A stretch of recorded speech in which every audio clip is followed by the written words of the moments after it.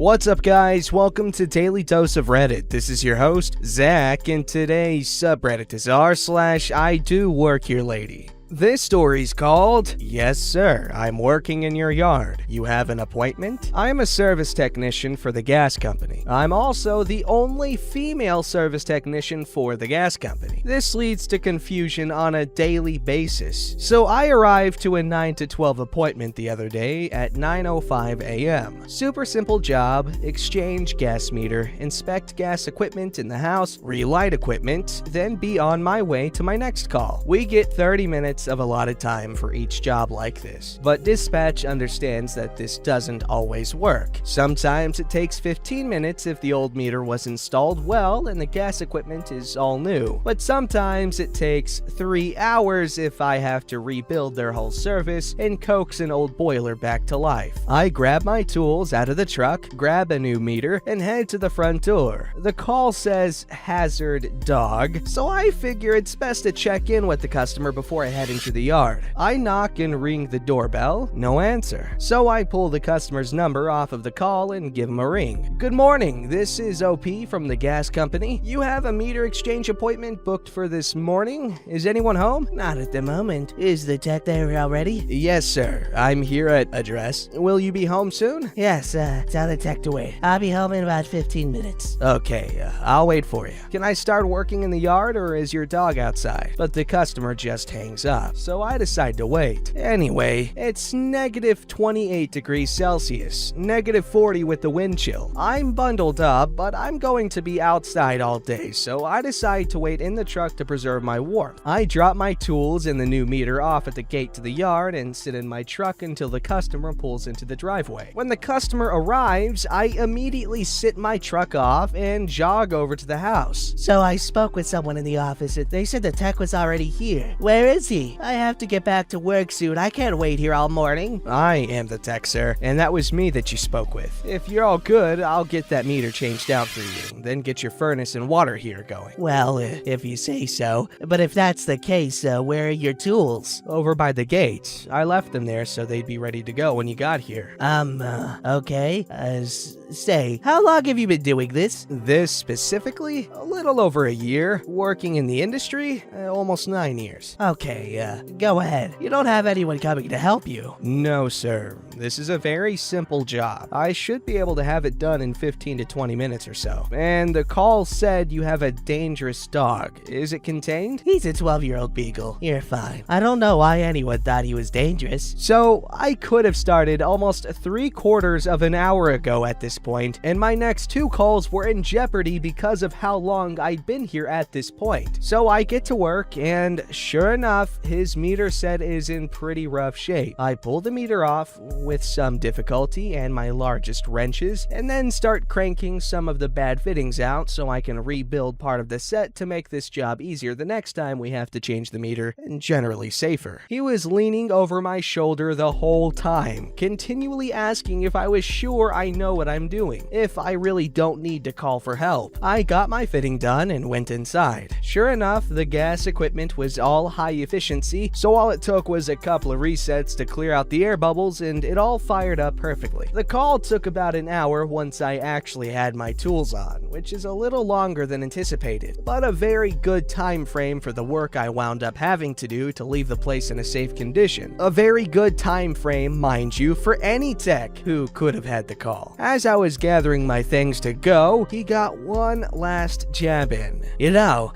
I would really appreciate if they would actually send a real tech next time. I don't feel comfortable having one of the office girls doing this kind of work for me. I'm gonna have a word with the gas company and tell them as much. Sir, for the last time, I am a qualified service technician. The next customer was a very sweet old lady who met me at the door and immediately presented me with muffins. They told me you were coming even though it should be illegal to work at this temperature. I made muffins. Take them, you deserve it. They really shouldn't be making you work in this. Aw, that's so sweet. That's very nice. I'm glad that they included that, because people are annoying. Alright, this story's called, Yes, I Am in Charge, or I Am in Charge, I don't know. Long-time reader, first-time poster, teal on the bottom. This is my first-time posting, and it's about an incident that happened when I had turned 27 to 28 and was part of an electrician apprenticeship program through my local of the IDoW, which is the International Brotherhood of Electrical Workers, and was entering my 5th year of the 5-year program, basically making me the equivalent of a high school senior. In July of that year, I was working with one of the largest electrical contractors in my city, and was assigned to work at one of their contracts for one of the local largest oil refineries at one of the multiple plants they had in the area. In July, the apprenticeship started sending out what were unindentured apprentices who had not yet started classes but were working to see if they would qualify for the program, and we had a lot of new faces arriving daily. Since I was a senior apprentice, I was placed in charge of the apprentices that were part of the wire pull crew that did multiple 1,000 plus foot wire pulls daily to help complete the new process unit we had been assigned to do the electrical construction on. As we made our way up the many platforms and ladders, at least 40 feet into the pipe rack and into the cable tray that supported the cables and wires, I would pass out position assignments based on skill levels. After 2 pulls, we got down to take our morning break. I noticed a new face amongst the crowd hanging around our little break area where we had our toolboxes, gang boxes, and lunch boxes. I saw one guy sitting on top of my lunchbox in square ice chest. I approached him and said, "Hey buddy, I guess you didn't notice the name written all over the lunchbox you're sitting on? Who gave you permission to sit on my lunchbox?" The new guy stood up and looked at me, being a few inches shorter than me but also looking to be in his mid-40s. "You can't tell me where to sit and not sit. Who put you in charge?" At that moment, the younger guy he was talking to stepped between us and led him away. After the union-mandated 15-minute break, my crew and I were gathered around the wire pull foreman's little blueprint shack to get ready for the next 5 pulls they had planned. At that time, a few of the new faces show up, led by the union steward, who introduced them to the foreman as we broke up to go to our assigned locations. As usual, I was at the front of the pool, lifting the wire up from the ground level. Over the walkie-talkie radio, I heard a lot of chatter and felt the wire being jerked from behind me despite having a seasoned crew working. Multiple calls on the walkie-talkie demanding whoever is pulling and jerking the wire to get in rhythm and not pull so forcefully, since we were at the moment pulling data wire that had fiber optics inside which could be damaged. After the pull and tie down of the wire, I rushed down my platform to the ground after my foreman called us down on the radios. At this point, I am livid and seeing red. I finally get to the bottom with my pool partner next to me trying to calm me down. I stop when I see my foreman yelling at the same guy who sat on my lunchbox. "Are you some kind of idiot? We might have had to do the entire pool all over again because of you and your pulling of the wire, despite Nasty telling you over the radio to stop jerking the wire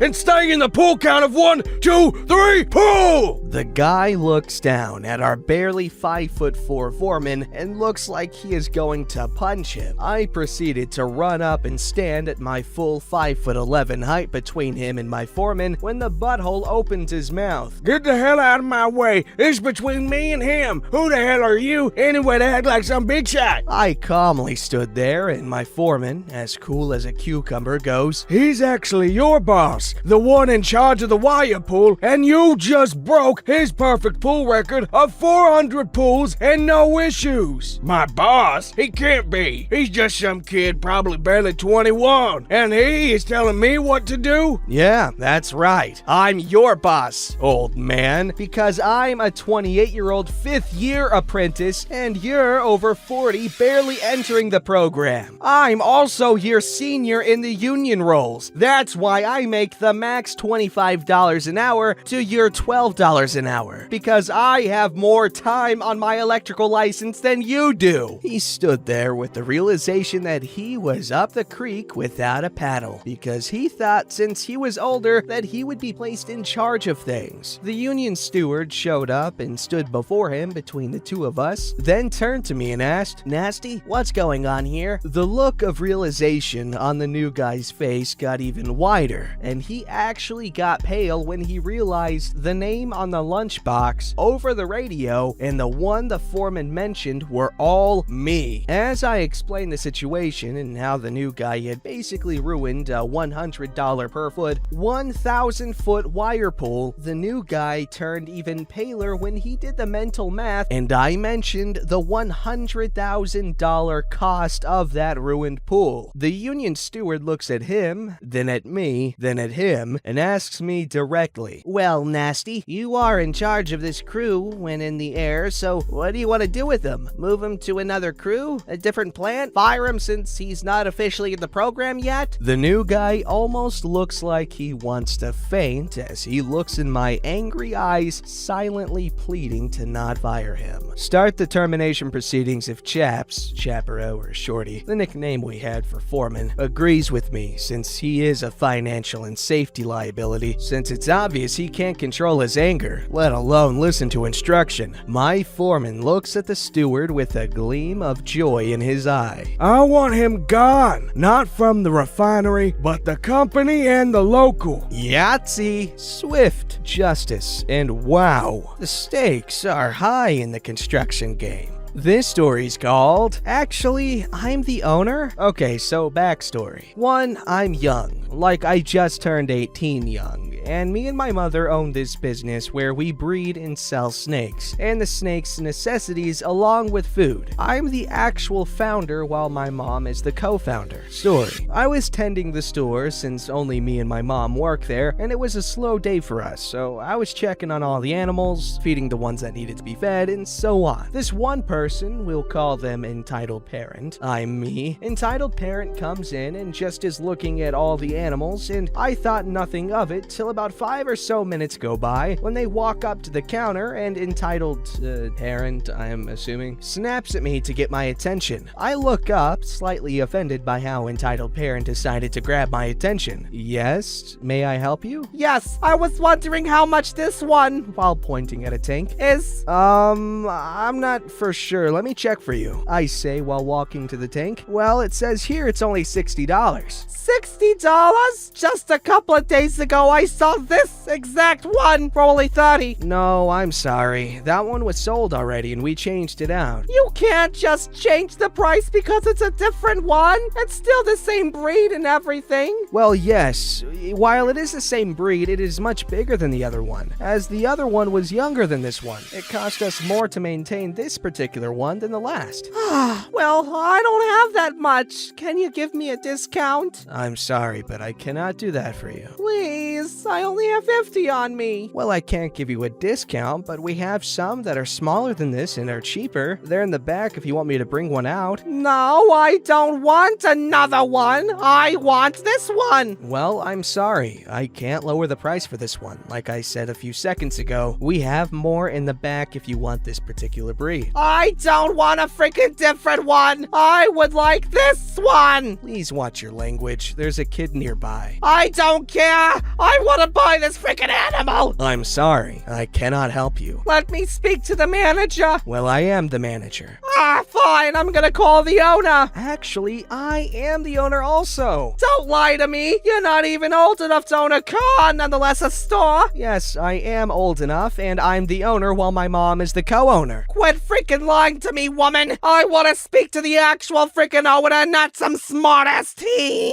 Please watch what you say, or I will have to ask you to leave. You can't kick me out. I know the real owner, and he lets me get a discount if I don't have enough all the time. Well, that's good for you. Now, if you're not gonna buy this one, and only cause a disturbance in my store, I'm gonna have to ask you to leave. No, I'm not gonna leave. You are gonna give me a discount, and that is that. Now I'm mad because one entitled parent is yelling and cussing at me when I can't change the price and making a scene over this and just straight up ignoring me. So sell it to me now, or I will call the owner and he will sell it to me. She then walks over to the counter where there are cards with my name and number. Entitled parent then dials the number and then answers the phone. At first, I was confused because it states on the card that I'm the owner, but then I remembered it had my mom's number also on the card, and entitled parent actually called hers instead. Luckily, my mom told entitled parent to step off, pretty much, and entitled parent then tried to call the other number instead. While entitled parent was dialing my number, entitled parent had this poo-eating grin on while looking me dead in the eyes. I will never forget the look on entitled parent's face when I answered the phone. Hello, this is name of the shop, my name. Speaking, how may I help you? Entitled parent then hung up and left the store immediately. What I will never understand is why entitled parent got so upset about that animal. See, what it's about is not the animal. It's about her not getting what she wants when she wants it, because that is why she's entitled. Don't forget to like, subscribe, and hit that bell to never miss an episode.